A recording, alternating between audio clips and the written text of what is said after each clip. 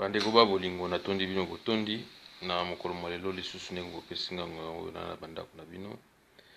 Lelo oyo nalingaki kaka na passer message parce que namonaki ba message botindaki concernant masolo ndenge tosololaki ba proposition nasalaki na domaine na immigration oyo na proposaki pa na bino. Nalobaki vraiment vu crise mondiale ndenge ezali ko frapper monde mobimba, crise migratoire oyo vraiment soki vraiment tosali attention te tosorganiser te biso bana mboka bana nsomi bana mboka Congo tosali makasi te ya kobundela mboka na biso ya kotia l'homme qu'il faut ou l'homme qu'il faut à la place qu'il faut. So tosali effort moko te ekozala vraiment mobulu yango moni que na sali vraiment effort na sens que tout ça là de façon que tozwa solution toyeba ndenge nini ya kovandisa immigration na biso yango na sens wana nazwaki en tout cas idée ya kosolola na ba expert mosusu bandeko mosusu ya kotala likanisi oyo todevelopaki na bango na makambo etali carte avènement d'ici horizon 2020 ya carte Virunga ou soit carte Salongo.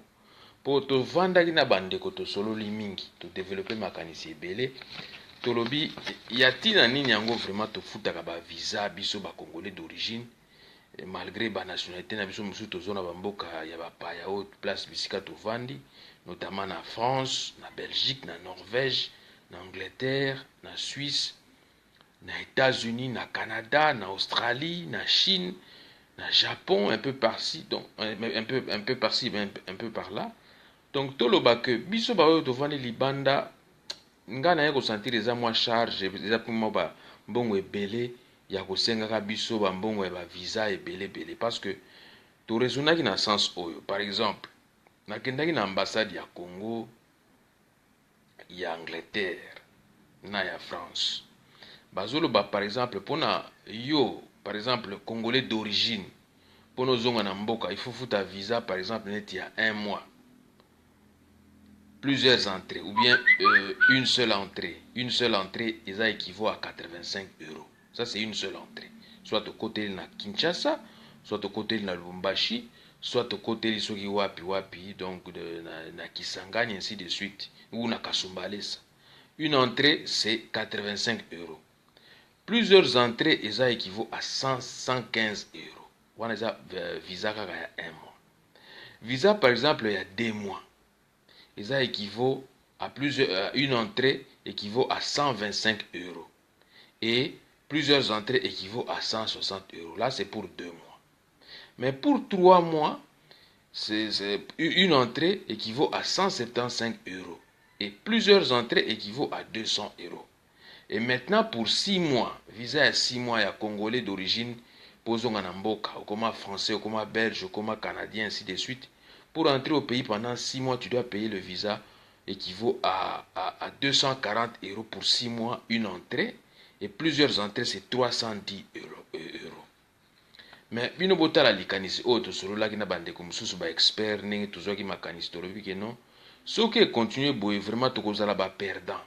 To ko perdre originalité na biso, to ko perdre makambo ebele. Na yango likanisi o to solo la kina ba compatriote mususu ba expert mususu kala ya mboka na biso Congo. To lobi à la place to futaka ba visa kili ebele, o futaka par exemple 200 € ya boye, 300 € ya boye ya 6 mois. Pour to simplifier ka ba calcul biso to sonjaki na sens to sala ndenge nini to proposaki avènement d'ici horizon 2020 donc na makambo etali immigration ya Congo, carte avènement ya carte Virunga pour les Congolais d'origine na carte Salongo pour na ba étranger.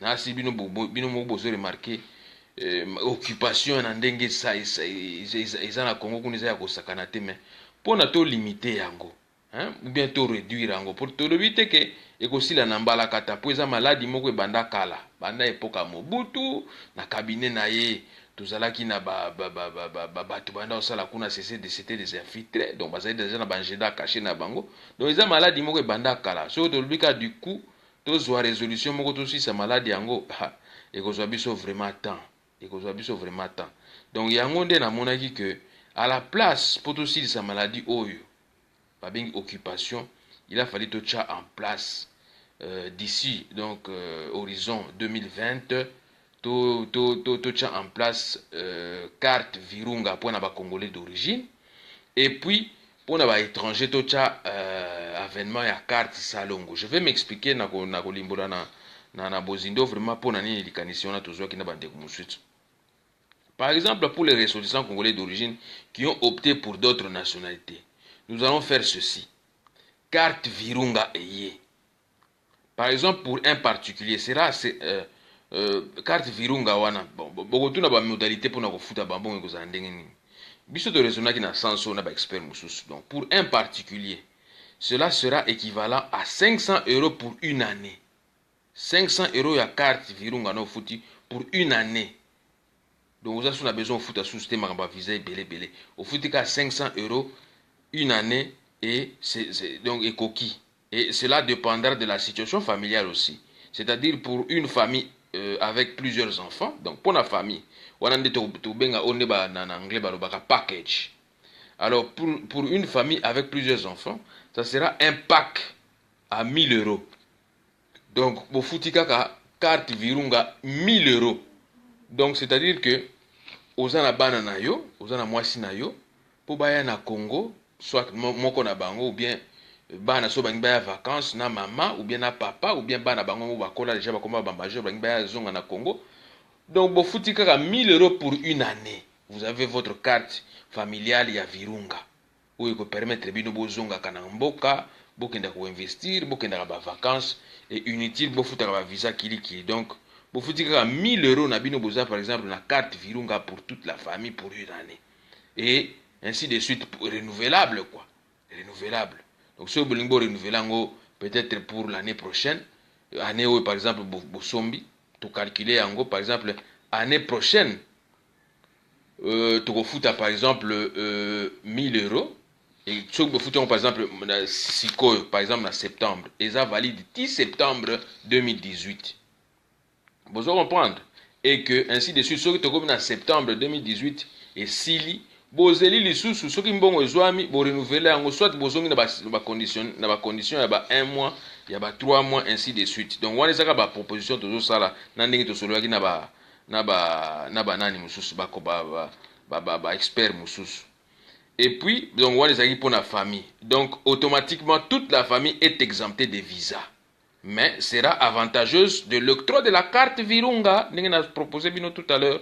Donc carte Virunga wana 1000 € pour toute la famille. Une année.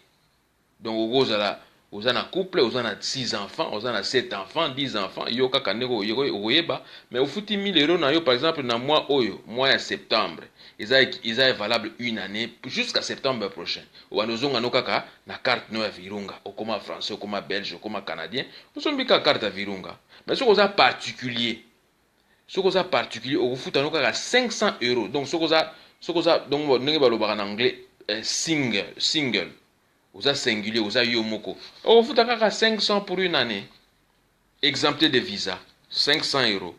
Donc ça c'est la première proposition. La deuxième proposition, donc nous allons spécifier cela dans le sens du besoin de tout un chacun. Donc ceux qui bolingi kozwa yango pona 6 mois. Donc on a proposé tout à l'heure wana. Ceux qui bolingi kozwa yango par exemple pona 6 mois.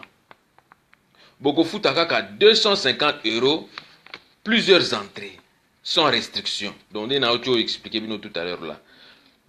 250 € plusieurs entrées sans restriction. Donc au Koko Terano na Kasumbale ça, na Kisangani, na Équateur ainsi de suite. Donc sans restriction excessive, inutile quoi, etc. Mais pour les étrangers, wana nde na ina koma na o etangami ba étranger. Pour les étrangers bande konangai, bozoyeba ke pour biso pe awa tango toyaki na bamboka o ba pays d'accueil nde ba yambaki biso to kembaki na makambo eta mikanda. Bakembisi biso poto zwa yango, même poto zwa ba nationalité na bango. Alors biso pe de la même et donc o ba bengi politique à réciprocité.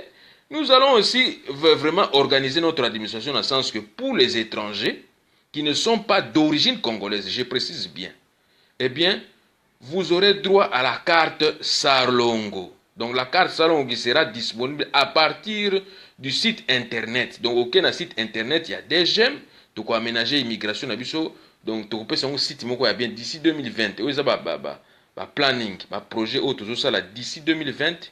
Donc to réussi image ya immigration en mboka na biso pe poto simba yango biso moko makambo ba infiltration yo ya ba occupation et si là et aussi là na ndenge nini yango to proposer que pour tous les étrangers ils auront droit à la carte Salongo qui sera disponible à partir du site internet. Donc vous faites votre demande en ligne en remplissant le formulaire en ligne en spécifiant votre délai de séjour. Donc, vous spécifiez délai de séjour et puis à partir de là, on saura ce qui est oya par exemple pour 6 mois, pour une année, ainsi de suite. Donc, on a ce qui dépendre na contexte n'engin toko sala. Donc, toko spécifier en na ba moment opportun pour to yeba n'engin toko sala na makambo tali carte virunga. Eza po to longwa na maladie o babengi occupation na ba infiltration.